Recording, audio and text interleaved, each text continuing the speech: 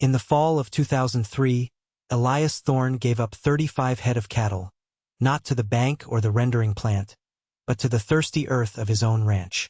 They vanished into a patch of cleared brush that hid an old well, a well nobody living had ever seen pump water. The loss of those animals, a herd of crooked-legged rejects worth less than nothing on paper, was the single most profitable transaction of Elias Thorne's 72 years. It was a trade of worthless flesh for priceless water, and in doing so, it saved everything else. But to understand the bargain, you have to understand the drought. Let me tell you about the drought of 2003 in Culberson County, Texas. It wasn't a polite drought. It didn't announce itself and then settle in for a dry season. It was a thief. It arrived in the late winter of 2002, a ghost of mist rain, and then it began to steal. It stole the green from the grama grass in March. It stole the shallow water from the stock tanks in May, leaving behind cracked mud plates tattooed with the last hoof prints of desperate animals. By July, it was stealing the weight from the cattle, carving the flesh from their bones ounce by ounce, day by day. A healthy calf, which should have been gaining 22 pounds a day, was lucky to hold its weight. Most were losing. The ranchers, men whose fathers and grandfathers had faced droughts before, said this one felt different, felt personal.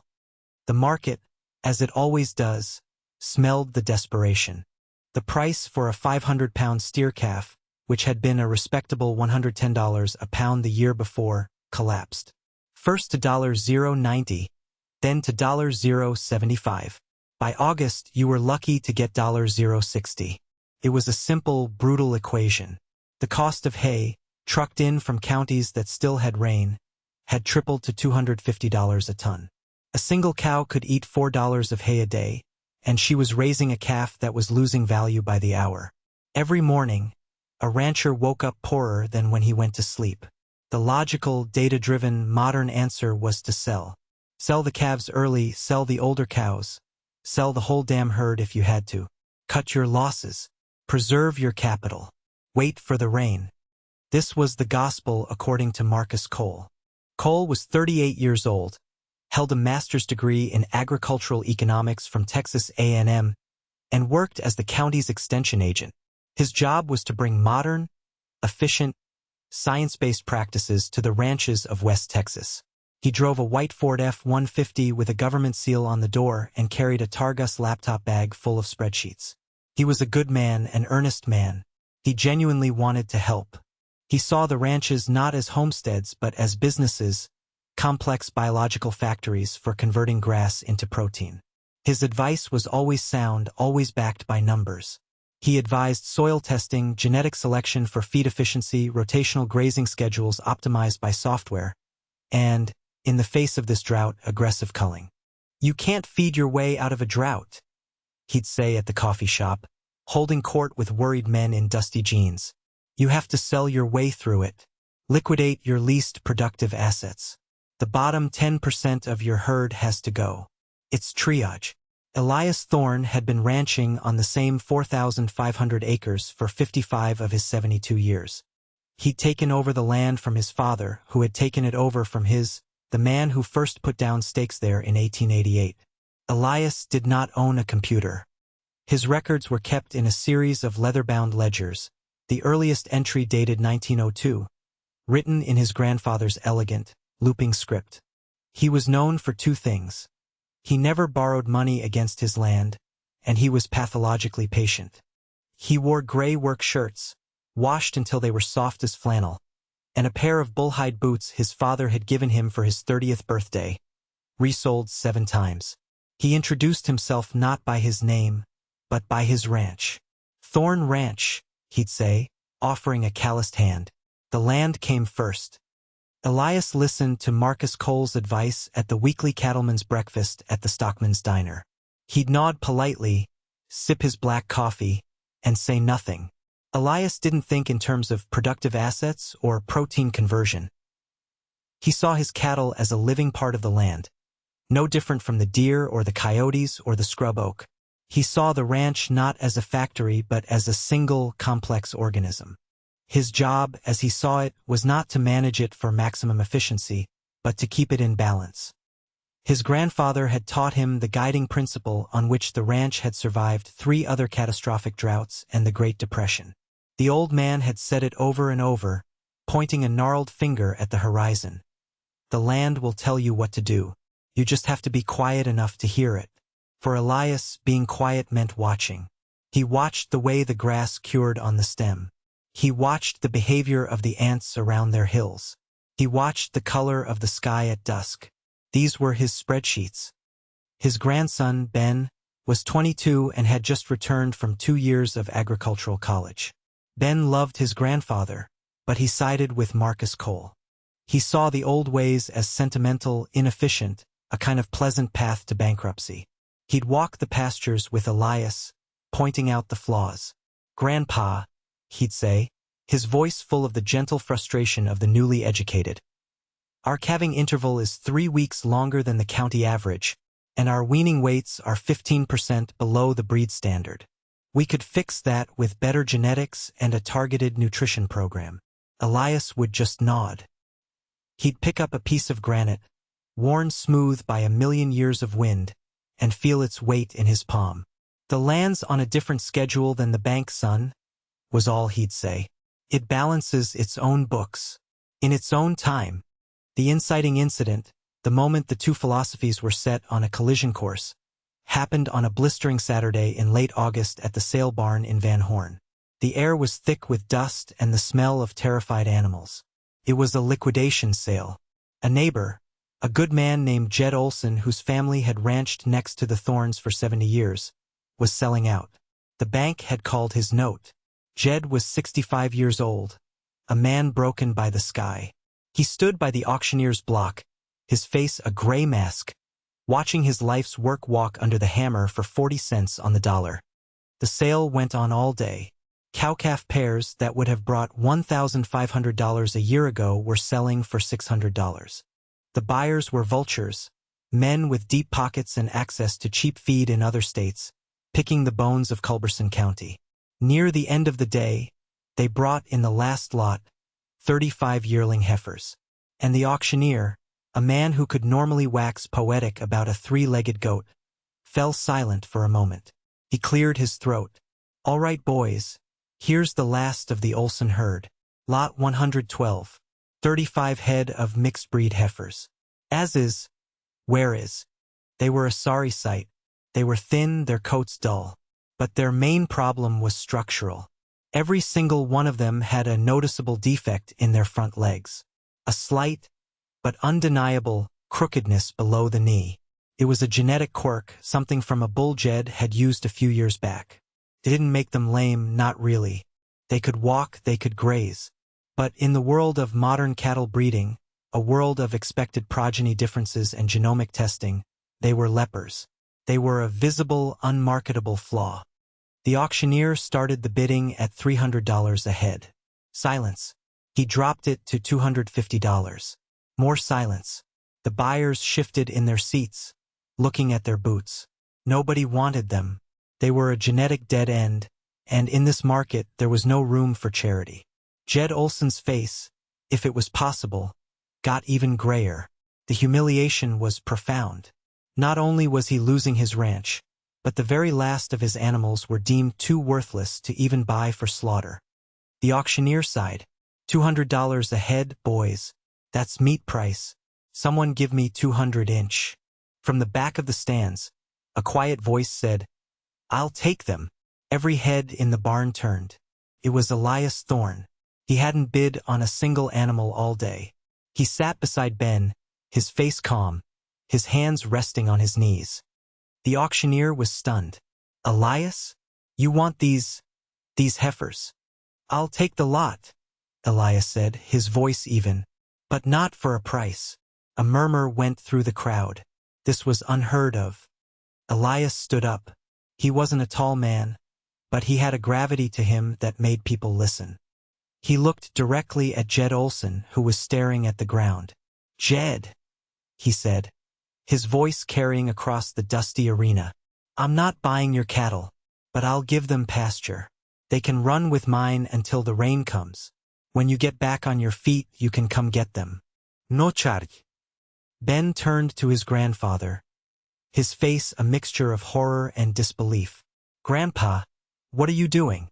We can't afford to feed our own herd, let alone 35 of Jed's rejects." Marcus Cole, who was standing near the auction block, shook his head slowly.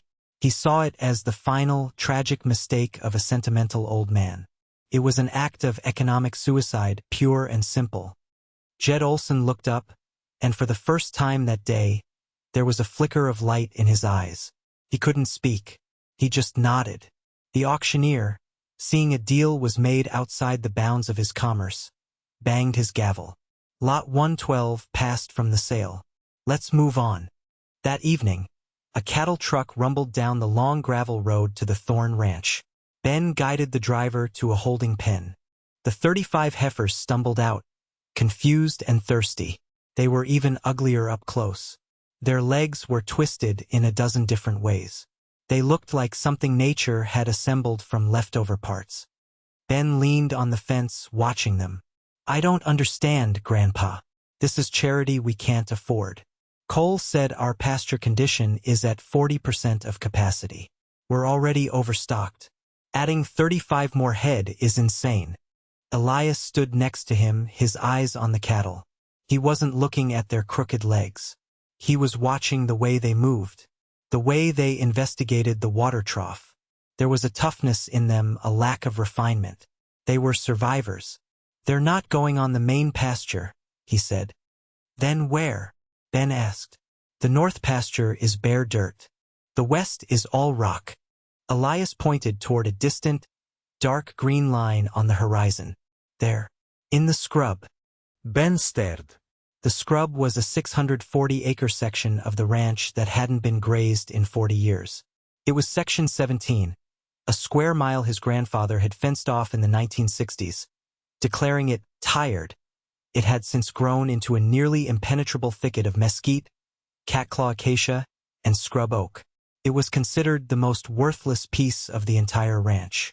Modern cattle, bred for generations to eat soft grass, wouldn't touch the stuff. They'd starve to death in a jungle of woody browse. "The scrub," Ben said, his voice incredulous. "Nothing can live in there. There's no grass. There's no water." "There's a little water," Elias said. "The old windmill at the far corner still pulls a trickle. Enough for a small herd. And they won't need grass." He looked at the crooked-legged heifers, who were already nibbling at the tough weeds growing along the fence line, ignoring the bale of expensive alfalfa Ben had thrown in for them. "These aren't show cattle, son," Elias said. "They're not bred for a feedlot. They're mongrels. They've got old blood in them. They know how to eat what's there, not what they wish was there." The next morning, against Ben's strenuous objections, they drove the 35 heifers to the gate of Section 17. The gate was ancient, made of cedar posts and rusted barbed wire, held shut by a loop of heavy chain his father had forged by hand. As Elias undid the chain, the gate groaned open like a tomb. The air that came out of the scrub was different, cooler, smelling of dust and dry leaves. The heifers hesitated for a moment. Then, one by one, they pushed their way into the dense brush and disappeared. The mesquite closed behind them like a curtain. "We just sentenced them to death," Ben said, watching them go. "No," Elias said, refastening the old chain. "We just gave them a job." The weeks that followed were brutal. The drought tightened its grip. The sun was a white-hot hammer in a bleached blue sky. 2 more ranchers in the county sold out.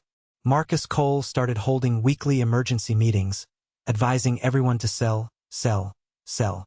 He visited the Thorne Ranch twice.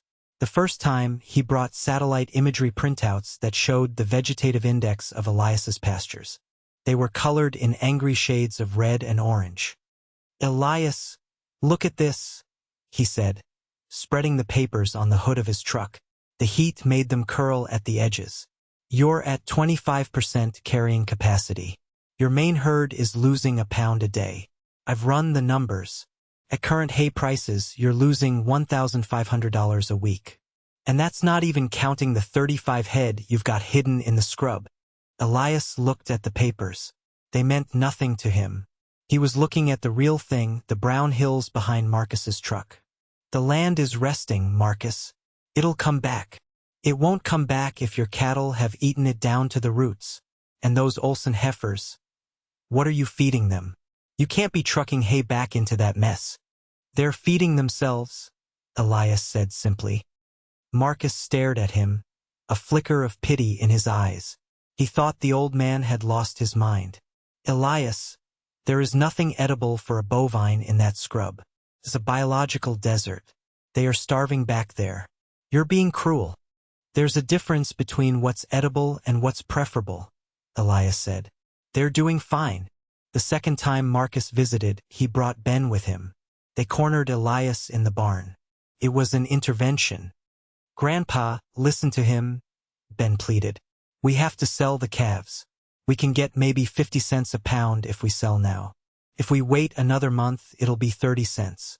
We'll be wiped out. Jed Olsen lost his ranch because he was too proud to sell. Don't make the same mistake. Marcus laid out his final argument. It was a logical, irrefutable case.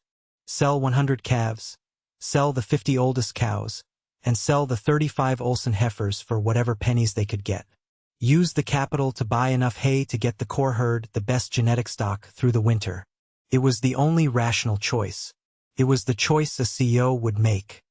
Elias listened patiently. He was repairing a piece of leather harness, his hands moving with slow, practiced economy. When they were finished, he set down his tools. He looked at Ben. Your great-grandfather dug 3 wells on this ranch, he said, his voice quiet. One by the house, one on the west pasture, and one deep in the scrub. He dug them with mules and a scraper. Took him a whole summer for each one. He hit water in all 3. The one in the scrub was the shallowest, but the sweetest. When your grandfather put in the electric pumps in the 40s, he capped the one in the scrub. Said it was too much trouble to maintain. But he never forgot it was there. Ben and Marcus exchanged a look. What did old wells have to do with selling cattle? What's your point, Grandpa? My point is there are things on this ranch, good things, that you've forgotten about because something newer and easier came along. Doesn't mean they're not still there. Doesn't mean they're not still valuable. You just can't see them from a satellite. He picked up his harness. I'm not selling. That conversation marked the low point. Ben stopped arguing and started sullenly going through the motions. The community at the diner talked about Elias in hushed, sad tones. The old man had finally lost it, holding on to cattle during the worst drought in 50 years, and taking on 35 worthless ones to boot. It was a damn shame. Through September and October, no one saw the Olsen heifers. They had been swallowed by the scrub. Elias would ride the fence line of Section 17 once a week. He never went in. He'd just sit on his horse and listen. He could hear the occasional crack of a branch, the rustle of movement deep inside. He knew they were alive. He knew they were working. Let me tell you about the old well. It wasn't on any modern map of the ranch. To find its history, you had to go to the second ledger in the old bookcase, the one for the years 1895 to 1910. On a page dated August 1898, Elias's great-grandfather, a man also named Elias, had written, finished the north well. 6 months' work. Hit water at 32 feet. Good and clear. Lined with stone from the creek. God is good. There was a small hand-drawn map, a simple X, in the middle of a square labeled Section 17. The well had served the ranch for nearly 30 years. It was where his grandmother had washed clothes. It was where his father, as a boy, had learned to swim in the wooden stock tank it fed. In 1927, a drilling company came with a steam-powered rig and drilled a new well, 400 feet deep, into the Edwards Aquifer. It produced 100 gallons a minute. It was modern. It was progress. The old hand-dug well in the scrub became obsolete. Elias's grandfather, a practical man, pulled the pump and the windmill for use elsewhere. He covered the 6-foot-wide opening with heavy oak timbers, piled dirt over the timbers, and then covered the dirt with a large cairn of rocks, so no man or beast would accidentally fall in. For a few years, the pile of rocks was a landmark. But then the mesquite began its slow, relentless invasion. The rocks were covered in vines, then dirt, then brush. By the time Elias was a boy, the well's location was a mystery, its existence just a story old men told. A ghost of water. On the 3rd of November, the sky changed. The bleached blue was replaced by a bruised purple-gray. The wind, which had been a hot, dry breath from the south for months, swung around to the north. It smelled of rain. That night, the storm broke. It wasn't the gentle, soaking rain everyone had prayed for. It was a biblical deluge. 6 inches of rain fell in 4 hours. The dry creek beds became raging torrents. The baked earth couldn't absorb it.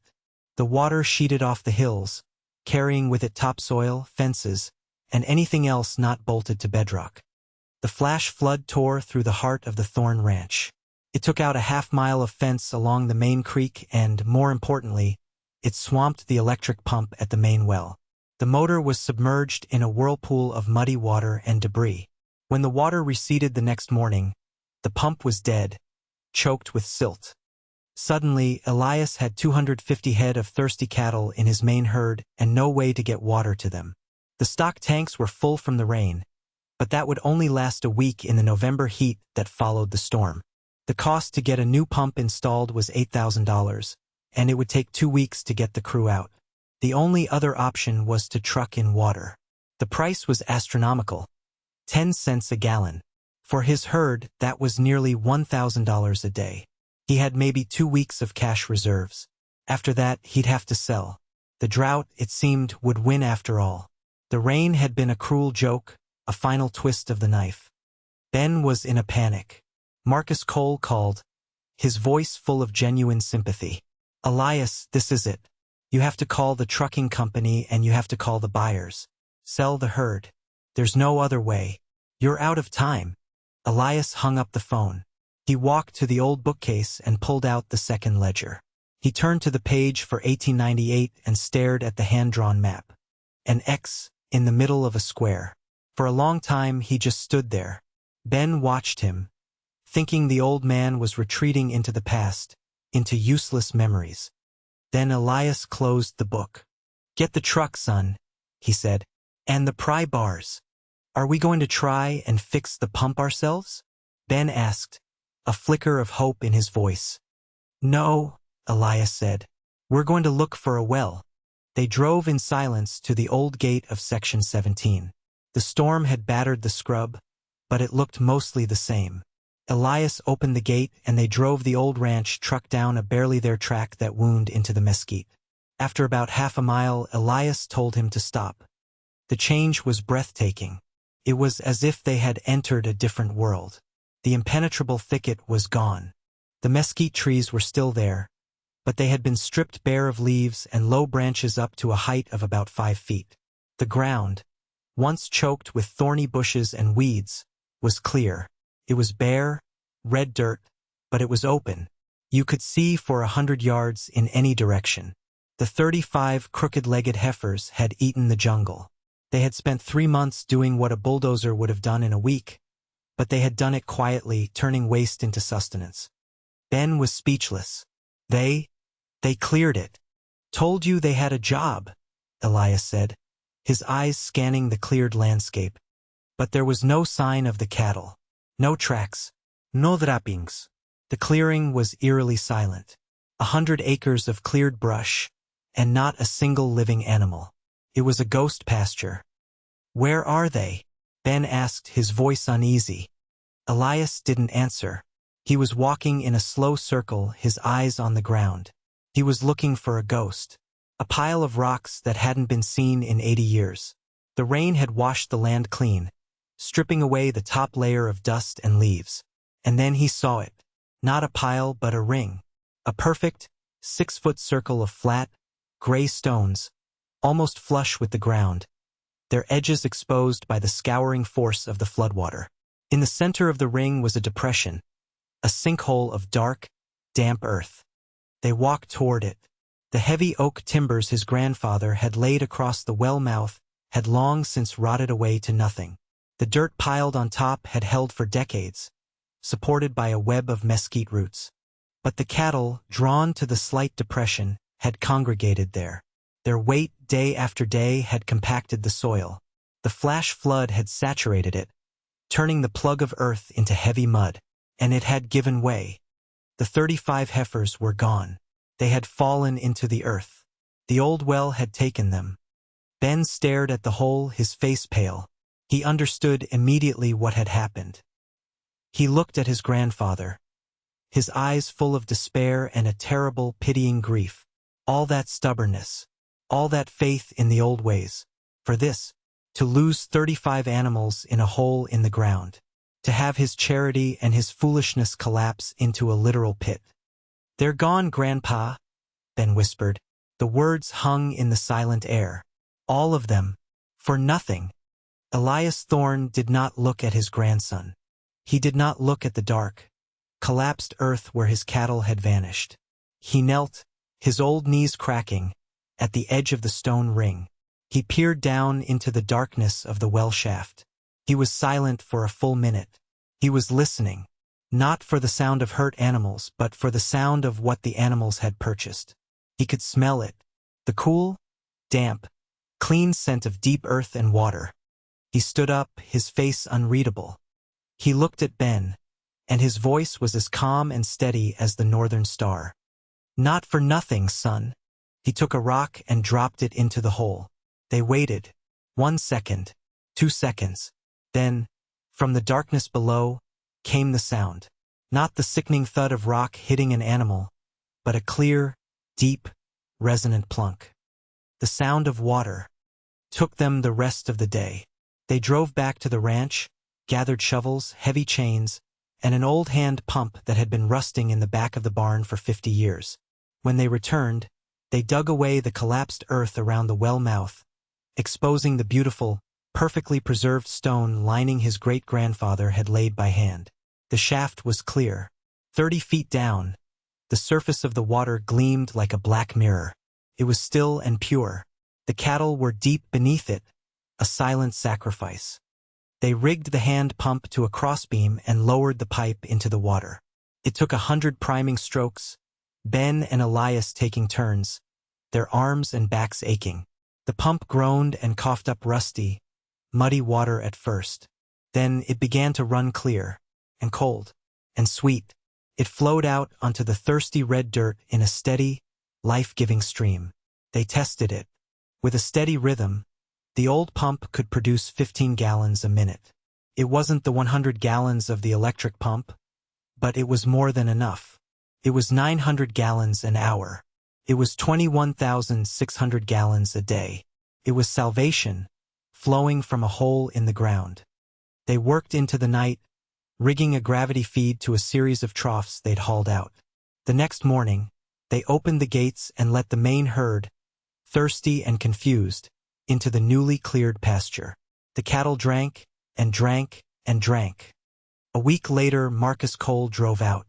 He'd heard the news in town that Elias Thorne was not, in fact, bankrupt. He found Elias sitting on an overturned bucket by the old well, watching his herd drink their fill. The hand pump made a steady, rhythmic, hypnotic sound. Clank shush, clank shush. Marcus got out of his truck and walked over. He looked at the well. He looked at the healthy cattle. He looked at the vast expanse of cleared brush. He looked at the figures on the spreadsheet he'd printed out for the occasion, a final, definitive proof of Elias's impending ruin. The paper felt flimsy and useless in his hand. His entire system of logic, of data and efficiency and predictable outcomes had no column for a forgotten well, no variable for crooked-legged cattle that ate mesquite. He shook his head. "I don't understand, Elias." "How?" Elias looked up at the earnest, educated, and utterly baffled young man. "You were right, Marcus," he said, his voice gentle. "You can't feed your way out of a drought. And I didn't have the money to sell my way through it." He gestured to the pump, to the water, to the cattle. "So I let the land pay for it." Marcus looked at the hole in the ground. "But you lost 35 head. By any metric, that's a catastrophic loss." Elias stood up and put a hand on his grandson's shoulder. Ben had been standing there the whole time, listening. "The bank values a yearling heifer at maybe $400 in a good year. In this one, they were worth nothing. Let's be generous and call it a $14,000 loss. A new electric pump was going to cost me $8,000. Trucking water would have been $1,000 a day until I went broke. Clearing this scrub with a dozer would have been $20,000. Finding and drilling a new well would have been $30,000. Those 35 crooked-legged heifers that nobody wanted. They cleared 100 acres of land for free. They found 1,000,000 gallons of water I'd forgotten I had. And they did it all in exchange for 3 months of pasture that nobody else thought was worth anything. He looked out at the horizon, at the land that had tested him and, in the end, provided for him. That's the best deal I ever made. The aftermath came slowly, then all at once. Elias Thorne's herd survived the winter. When the spring rains finally came, his pastures, having been lightly stocked, recovered faster than anyone else's. By the next fall, with cattle prices soaring, he was stronger than ever. 5 of the ranches that had followed Marcus Cole's advice and liquidated their herds never recovered. The land was bought up by out-of-state corporations. Jed Olson, hearing what his cast-off cattle had accomplished, came by one day. He and Elias shared a cup of coffee by the old well. They didn't say much. They didn't have to. Before he left, Elias wrote him a check for $7,000, half of what he figured the heifers were worth. Jed tried to refuse, but Elias insisted. "They were your cattle," he said. "They did the work." Ben never went back to agricultural college. He stayed on the ranch, working alongside his grandfather. He still kept records, but now he had 2 sets of books. One was a modern accounting spreadsheet on a laptop. The other was a new leather-bound ledger, where he made notes about the rainfall, the behavior of the deer, and the location of old ghosts. What survives is not always what is strongest or fastest or most efficient. The world is full of systems designed to maximize, to optimize, to cull the imperfect. But these systems are brittle. They have no memory. They cannot account for the hidden value in a crooked leg, the buried resource, the wisdom of a forgotten way. What survives is what adapts. What survives is what finds sustenance where others see waste. The land keeps its own ledger of debts and credits, and it does not balance the books on a quarterly basis. It balances them over generations. And sometimes the price of survival is paid by the very things you were told were worthless.